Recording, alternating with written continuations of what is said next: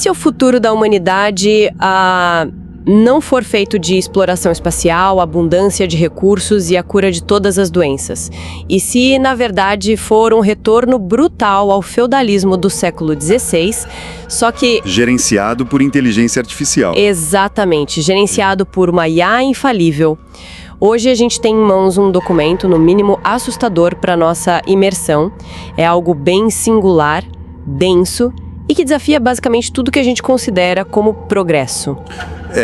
Eu confesso que é um documento que exige muito estômago.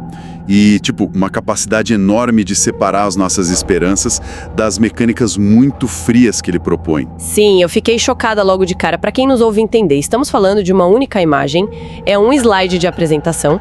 Ele é acreditado a um tal de professor Jian-Shui Qin, sob uma rúbrica fascinante chamada História Preditiva, o @Predictive History. Isso. E o slide traz só uma lista. 12 pontos, super secos. 12 previsões. E elas desenham uma arquitetura global, assim, quase irreconhecível. É bom lembrar que a missão dessa nossa imersão de hoje não é entrar no mérito moral, tá? Não vamos julgar se a fonte é genial ou se está completamente delirante. O que a gente vai fazer aqui é decodificar a engenharia desse cenário. Como essas 12 peças se encaixam para formar esse tabuleiro de xadrez de um futuro distópico. E é aqui que a coisa fica realmente interessante. Com certeza. E olha, antes de darmos o primeiro passo na lista, a gente precisa estabelecer uma regra de ouro para quem acompanha essa análise. Os conceitos que vamos destrinchar hoje tocam em feridas históricas muito profundas. Nossa, muito. Cruzam todos os espectros políticos, usam termos geopolíticos altamente radioativos, sabe? Então o nosso papel aqui não é tomar partido, nem endossar e nem repudiar nada. Exato, imparcialidade total. Vamos atuar como engenheiros desarmando uma bomba complexa. A gente precisa entender como os fios se conectam e qual é a carga explosiva de cada cilindro, sempre mantendo uma frieza clínica. Uma frieza super necessária, porque a lógica interna desse material não perde tempo com introduções suaves, né? A teoria não começa com, o surgimento de uma tecnologia milagrosa. Ela começa com a demolição absoluta do que já existe. É o colapso, né? Sim. O primeiro item dessa história preditiva é a desindustrialização e desurbanização. O que é um choque, porque a narrativa do sucesso humano sempre foi sair do campo, ir para a cidade, construir indústrias, cadeias globais. Então, o que causa esse colapso inicial na visão dele? É a quebra da ilusão da autossuficiência urbana. Uma metrópole moderna, seja São Paulo, Nova York ou Tóquio, é essencialmente uma boca gigante. Uma boca gigante. Uau. Ela consome energia, consome água, comida em proporções colossais, mas ela não produz absolutamente nada disso dentro daquele concreto todo. Pois é, a gente não planta no asfalto. Exatamente. E o que a fonte sugere como o primeiro dominó a cair é o colapso dessa logística globalizada. Aquelas cadeias de suprimentos just in time, sabe? Que entregam um microchip da Ásia e o trigo da Europa na nossa porta em 2 dias. Isso é extremamente frágil. Muito frágil. Qualquer navio preso num canal já bagunça tudo. Perfeito. Se a energia fica escassa ou o transporte internacional para, a indústria para. E se a indústria para, a cidade se torna uma armadilha inabitável em questão de semanas. Basicamente, o fluxo de sangue do mundo globalizado estanca. O que torna as cidades obsoletas da noite para o dia, né? As pessoas seriam forçadas a um êxodo reverso. Fugindo para sobreviver. Sim, voltando para o campo simplesmente porque não tem comida. E é aí que a lista avança para os próximos conceitos. O ponto 2 é o nacionalismo remilitarização, seguido pelo ponto 3, que são os sistemas mercantis. Quer dizer, a globalização quebra e cada país puxa a ponte levadiça. Mas se estamos falando de desindustrialização, de abandono das cidades e desse retorno de sistemas mercantis, não é como se o relógio da globalização estivesse girando para trás. Como isso se sustenta num mundo que teoricamente nunca para de avançar? Essa é a grande questão. Porque quando a abundância desaparece, o instinto biológico e estatal é a retração. Esse nacionalismo e essa remilitarização que ele cita não começam como grandes projetos de dominação mundial, sabe? Começam como pânico logístico. Ah, é o desespero batendo na porta. É o desespero. As nações militarizam as fronteiras para proteger o pouco de terra arável e água que sobrou. E isso nos leva direto para esse terceiro ponto, o mercantilismo. É fundamental para a nossa audiência entender que mercantilismo não é o capitalismo moderno. Não, de jeito nenhum. O capitalismo pressupõe que a riqueza é criada, né? Que o bolo cresce. Exato. Mas no mercantilismo, a riqueza do mundo é vista como finita. É um jogo brutal de soma zero. Um jogo de soma zero. O bolo não cresce mais. Então, se uma nação quer uma fatia maior de cobre, de lítio ou até de comida, ela obrigatoriamente tem que tirar essa fatia do prato de outra nação. O comércio deixa de ser uma troca voluntária e passa a ser uma extração coercitiva. Nossa. Fechando mercados, acumulando bens físicos, é puramente a política da sobrevivência armada. O que prepara o terreno perfeitamente para a próxima etapa da previsão.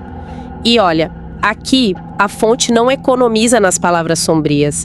O ponto 4 é listado como guerras por recursos, e aí inclui fomes, genocídios e escravidão. E espera, antes da gente falar de fome e genocídio, essa palavra escravidão me chamou muita atenção. É pesadíssima. Demais. A gente tem essa visão de que a história é uma linha ininterrupta de progresso moral. Então a ideia de que o trabalho escravo em massa retornaria soa como um delírio total. Mas dentro dessa lógica de desindustrialização que a gente acabou de falar, a mecânica faz um sentido perturbador, não faz? Faz. Infelizmente faz. Porque a moralidade muitas vezes é sustentada pela matriz energética. Como assim? Pensa bem. Quando o trator a diesel para de funcionar e a colheitadeira vira sucata por falta de peça, a demanda por energia para arar a terra não some. As pessoas ainda precisam comer. Guerras por democracia ou comunismo. Exato. Luta-se pela erradicação física do competidor biológico. Eles querem eliminar quem bebe da mesma água que eles. É a redução da humanidade ao seu estado mais selvagem. E a reação natural a essa panela de pressão é o que vem nos pontos 5 e 6. Migração em massa e as revoluções, guerras civis e instabilidade política. A população esmagada pela fome tenta cruzar a fronteira está militarizada, rola um banho de sangue e os governos internos colapsam porque não conseguem prover o básico. A velha ordem termina de ruir aí. O fundo do poço, sim, mas o interessante é que a história preditiva não propõe que o mundo vai virar um deserto estilo Mad Max para sempre. O ciclo avança, a poeira baixa e a gente entra na fase de reorganização. Porque a história tem horror ao vácuo, né? O que o slide argumenta é que a história é profundamente cíclica. O relógio quebrou, e com os destroços daquelas nações que não sobreviveram, novas superestruturas são forjadas. E as plantas dessas novas superestruturas é onde a genialidade assim meio bizarra dessa lista se revela. Pode esquecer o G7, a União Europeia ou a OTAN. A lista desenha um novo mapa com nomes que parecem ter saído de um livro de história alternativa. O ponto 8, que é o primeiro novo bloco, é a aliança Alemanha-Rússia. O que, para a geopolítica clássica, é o pesadelo absoluto das potências marítimas. Nossa, por quê? Pela teoria do Heartland, ou o coração da Terra.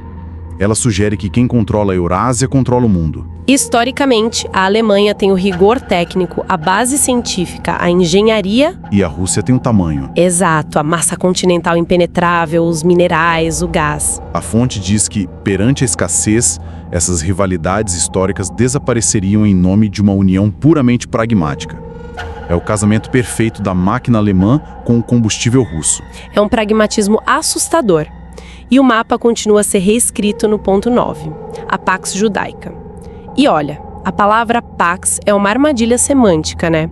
Soa como paz, mas o mecanismo por trás dela é muito mais sobre controle absoluto do que sobre abraços. Com certeza.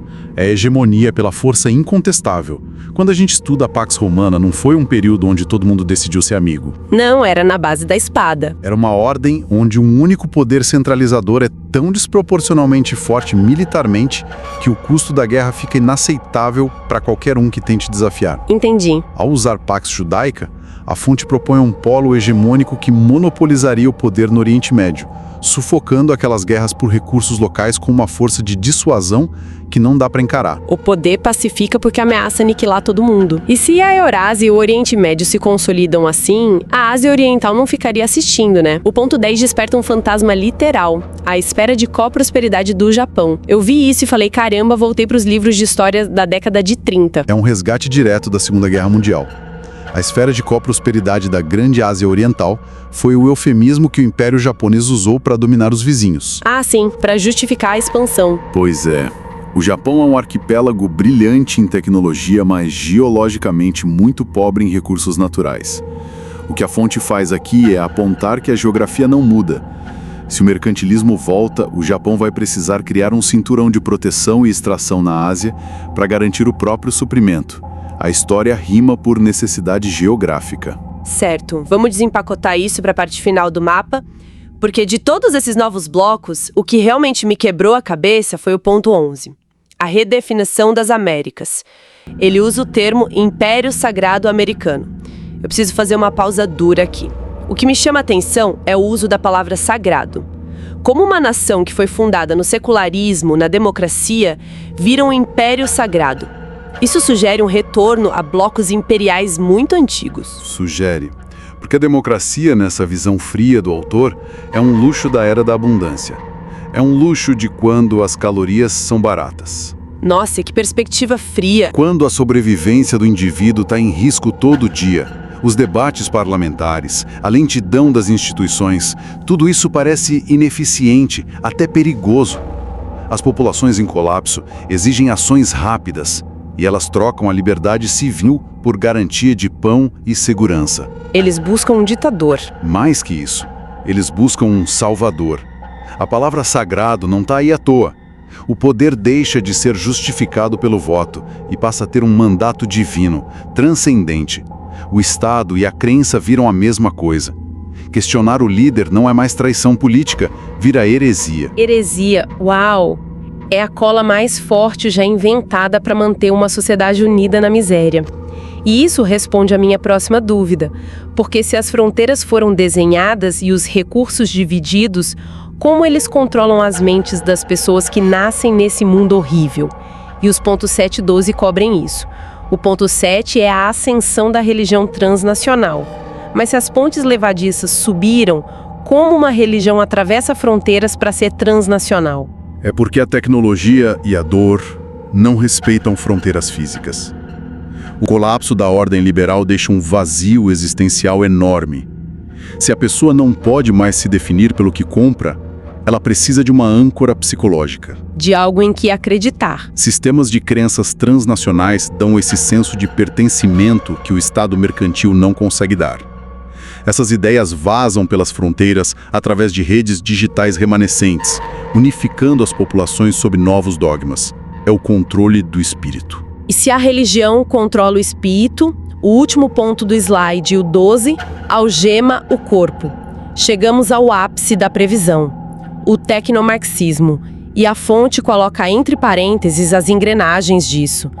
Burocracia de inteligência artificial, servidão, eutanásia, moeda digital e identidade digital. É um paradoxo enorme.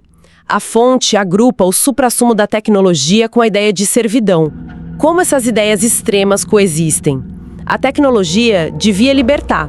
E aqui, ela é a infraestrutura de um sistema feudal digital. É como jogar SimCity, sabe?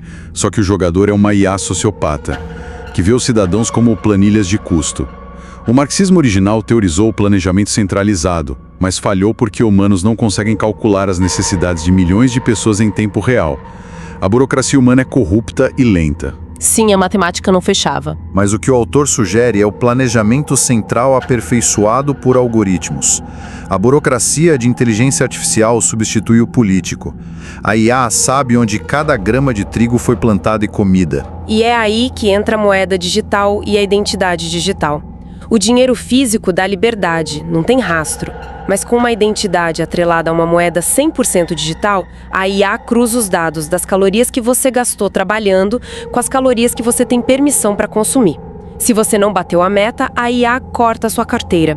A maçã no mercado não autoriza a transação. Exatamente. A tecnologia perde essa aura de libertação e vira a infraestrutura física de uma prisão a céu aberto.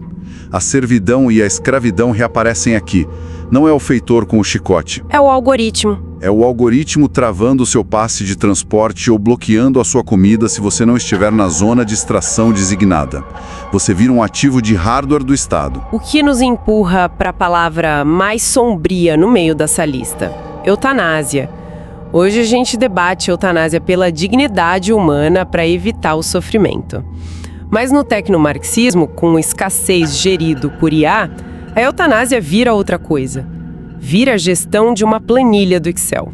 É o utilitarismo elevado ao nível da biologia. Nesse sistema mercantil, a vida humana não tem valor intrínseco aos olhos da máquina. Ela tem valor de uso.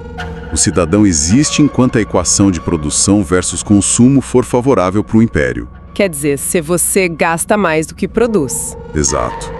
Quando alguém envelhece, adoece ou perde a capacidade de extrair mais recursos do que custa para manter vivo, ele vira um vazamento na eficiência da rede.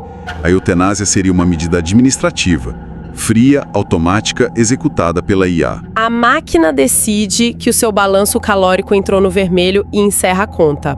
É de gelar o sangue. Então, para amarrar toda a arquitetura dessa visão monumental do professor Jiang Tse-Kin, a estrutura do slide é como um funil aterrorizante. O topo é a queda da ilusão urbana, o meio é o abate, com guerras por recursos e nações se unindo em neo-impérios com nomes do passado, e o fundo do funil é a consolidação sob o controle microscópico de algoritmos.